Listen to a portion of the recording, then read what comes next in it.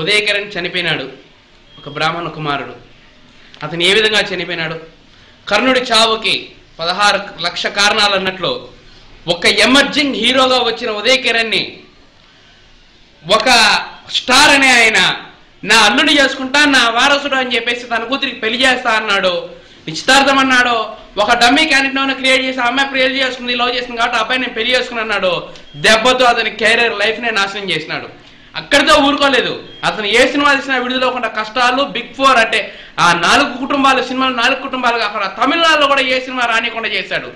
కానీ ఎంతో మంది ప్రేమతో సినిమాలు తీసినా కూడా అది ఆడనీయకుండా, అది చేయనీయకుండా, ఎవరు అతనే రాకుండా, కనీసం క్యారెక్టర్ ఆర్టిస్టు చిన్న వేషాలు కూడా ఇవ్వకుండా అతని మీద ఎందుకు అంత కసి? దీన్ని చూస్తుంటే ఒకప్పుడు సుమన్కు జరిగిన కుట్ర కనిపిస్తోంది. సుమన్ని లోపల వేస్తే కానీ ఇంకో 2 హీరోలు పైకి రారు అని కలిసి కుట్ర పని సుమన్ని జైల్లో 8 సంవత్సరాలు వేసి వాళ్ళు పైకి వచ్చినారు. అక్కడ ఒక కుట్ర జరిగింది.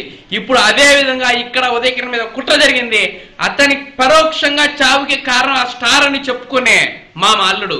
అతనే కాదండి, రెండో కూతురు లవ్ చేసి పెళ్లి చేసుకున్న శిరీష్ భరద్వాజ్ అనే బ్రాహ్మణ కుమారుడు. అతను బ్రాహ్మణ కుమారుడే.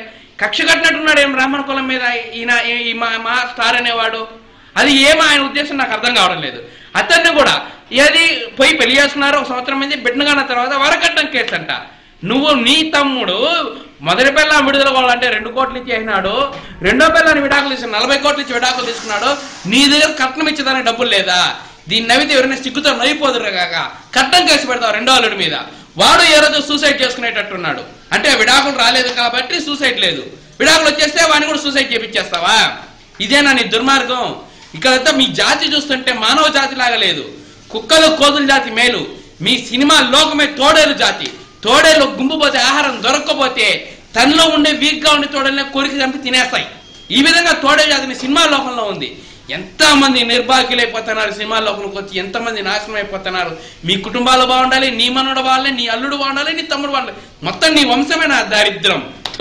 ఈ బతుకెందుకయ్యా? చచ్చిపోదురు కాక. పార్టీ అనేసి ఒక రాష్ట్రాన్ని నాశనం చేసినావు నువ్వు. తెలంగాణ పైకి వచ్చేదానికి ఒప్పుకుంటావు, తెలంగాణ మళ్ళీ ఇవ్వకూడదు అనేసి అంటావు. ఇప్పుడు 2 రకాల ధోరణి. అంటే నీ సొంతం కోసం కాంగ్రెస్ ని పంచులు ఓడగొట్టి దాన్ని తరిమేస్తా అని చెప్పి కాంగ్రెస్ పార్టీ దాని మూతులు నాకుతాను, ఇప్పుడు ఎంగిలి మూతులు నాకుతాను. బాగుంది, నా గంగాజల వాళ్ళ మూతులో దొరుకుతుందని. నీలాంటి దరిద్రుల వల్లనే సినిమా ఇండస్ట్రీ నాశనం అయిపోతుంది.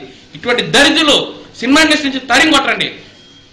సినిమాల్లో హాళ్ళు లీజు విధానం రద్దు చేసేదానికి కోర్టులో వేయండి.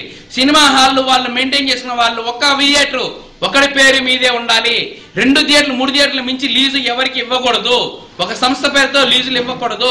సినిమా థియేటర్లు ఎవరి వాటి వాళ్ళు అందుబాటులో ఉండే విధంగా చేయండి. అప్పుడు ఈ సినిమాలో కాంట్రవర్సీ పోతుంది, గుత్తాధిపత్యం మోనోపొలి అధికారం పోతుంది. ఇది దీన్ని ఎంతవరకు ఆలోచించండి. ఈ రోజు ఉదయకిరణ్ చనిపోయినాడంటే వాళ్ళు ఒక చిరంజీవి అని అనుకుంటారా? ఆయనే కారణం, సగం నాశనం ఆయన లైఫ్. ఎటువంటి హీరో అండి, అన్ని భావాలు పలికించిన హీరోని. నిజంగా అది తలుచుకుంటే ఒక బ్రాహ్మణుడు చనిపోయినాడనే బాధ ఒకటి.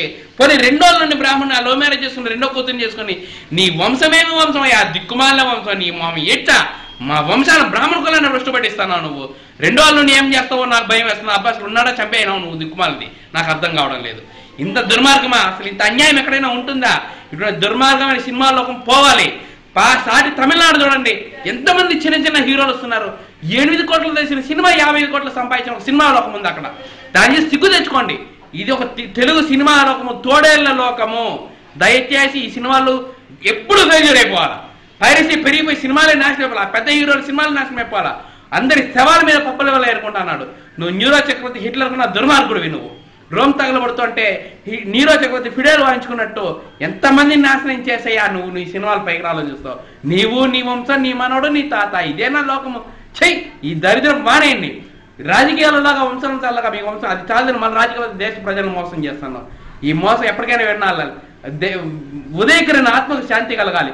అటువంటి వాడు ఇంకోటి చనిపోకుండా. ఇంకొక ఆశ్చర్యం అంటే ఇంతవరకు మహిళా హీరోయిన్లు ఏదో కారణాలు వాళ్ళు మోసం చేసిన ఇల్లు మోసం చనిపోయిన మొట్టమొదటిసారి ఇండియన్ సినిమా ప్రపంచంలో ఒక హీరో బలవన్ మరణం పొందినాడంటే దానికి కారణాలు అన్వేషించాల్సిన అవసరం చాలా ఉంది. ప్రతి ఒక్కరూ ఆలోచించండి. ఇటువంటి దరిద్రుల సినిమాలు ఎంకరేజ్ చేయకండి. ఇది ఇటువంటి ధర్మార్థుల పైన పోరాటం గమనించి సోషల్ మీడియాలో బొంబు రేగాలి. ఏ సినిమా కూడా ఒకటి మీద రాకూడదు. చిన్న సినిమాలు డెవలప్ కావాలి, చిన్న సినిమా బతకాలి.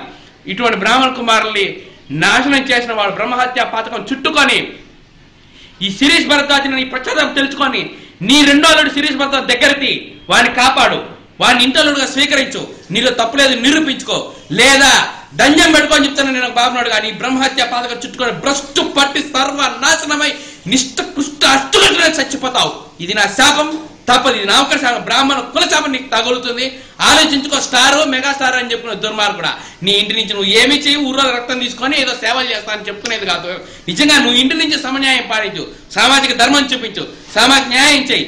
ఎంతమంది రాజకీయాలు నాశనం చేసినావో, రాజకీయ నాయకులు ఆశపడి వచ్చి కొన్ని వందలు ఎంతమంది చచ్చిపోయి ఆత్మహత్యలు చేసుకున్నారు, వాళ్ళు కూడా అది బయట రానిలా. నీ పార్టీని నమ్ముకొని సర్వనాశనం సంఖ్య నాకిపోయిన వాళ్ళు ఉన్నారు. నీలాంటి వాళ్ళు ఆంధ్రప్రదేశ్ చేసిన శని, అష్టశని, ఎలినాటి శని, ఈ దరిద్రం ఎప్పుడు వదులుతుంది ఈ ఆంధ్రప్రదేశ్కి?